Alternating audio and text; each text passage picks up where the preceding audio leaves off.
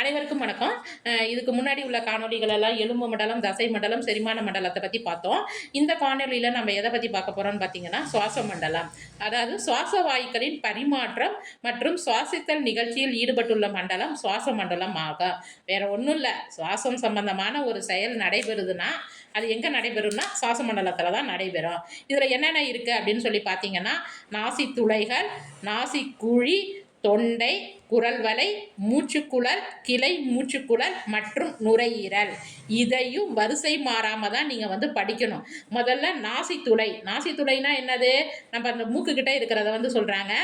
நாசிக்குழி, தொண்டை, காற்று, அதாவது நம்ம வெளியில் உள்ள காற்று முதல்ல எங்கே போகுது?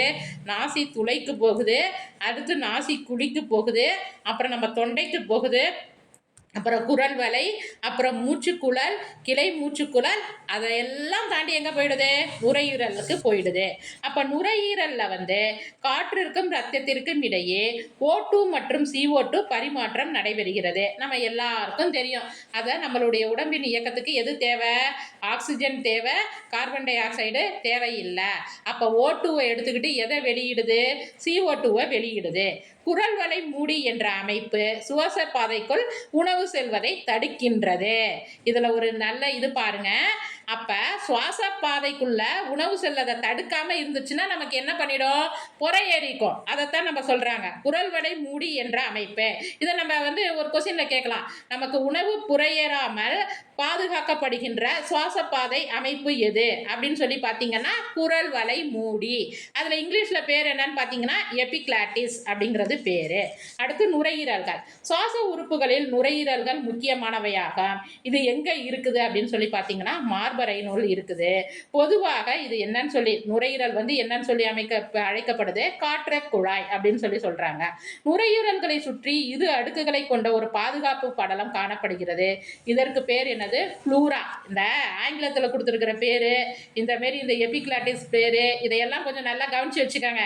ஏன்னா ஒன் வேர்டில் அவங்க அதை கொடுத்துட்டு நம்ம தமிழில் படித்து போயிருப்போம், அவங்க இங்கிலீஷில் கொடுத்து கேட்பாங்க. நம்ம படிச்சுட்டே போயிருப்போம், அது என்னன்னே நமக்கு தெரியாமல் போயிடும். அதனால இந்த ஃப்ளூரா, எபிக்ளாட்டிஸ் இதெல்லாம் கொஞ்சம் நல்லா பார்த்து வச்சுக்கோங்க.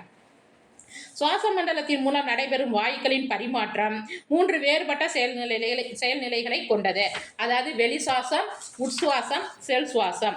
அடுத்து அதாவது என்னன்னு சொல்லி பார்த்தீங்கன்னா நாசி துவாரங்களின் வழியாக காற்றில் உள்ள O2 உள்ளிழுக்கப்பட்டு நுரையீரல்களில் உள்ள CO2 வெளியில வருது. அதைத்தான் என்னன்னு சொல்றாங்க? வெளி சுவாசம். அதாவது வெளியே வர்றது என்ன அப்படிங்கிறது. ரத்தம் ஓட்ட மண்டலம் வழியாக O2 உடல் முழுவதும் அளிக்கப்பட்டு அங்குள்ள CO2 எடுத்து செல்லப்படுகிறது. இந்த சிவப்பணுக்களில் உள்ள ஹீமோகுளோபினால் O2 மற்றும் CO2 கடத்தப்படுகிறது. இதற்கு பேர் என்னது? உட்சுவாசம். அடுத்து செல் சுவாசம். செல்கள் வழியாக அப்போ செல் சுவாசம் அப்படிங்கிறது என்னன்னு பார்த்தீங்கன்னா செல்கள் வழியாக O2வை எடுத்துக்கொண்டு CO2வை வெளியிடுகின்றன. அப்போ இது வரைக்கும் பார்த்தீங்கன்னா உங்களுக்கு சுவாசத்தினுடைய வகைகளாக வெளி சுவாசம், உள் சுவாசம், செல் சுவாசம் அப்படின்னு சொல்லிட்டு பார்த்தோம். எல்லாத்துலேயுமே O2வை எடுத்துக்கிட்டு CO2 தான் வெளியிடுது. இருந்தாலும் உட்சுவாசத்தில் பார்த்தீங்கன்னா அந்த ரத்த சிவப்பணுக்களில் எடுத்துகிட்டு போகிறது. செல் சுவாசத்தில் செல்கள் வழியாக O2வை எடுத்துக்கிட்டு CO2வை வெளியிடுது. இதை மட்டும் கொஞ்சம் வித்தியாசத்தை உணர்ந்து படிச்சுக்கோங்க. இதில் உங்களுக்கு சுவாச மண்டலம் பற்றி கொஞ்சம் விரிவாகவே எக்ஸ்பிளைன் பண்ணியிருக்கிறேன். நன்றி, வணக்கம்.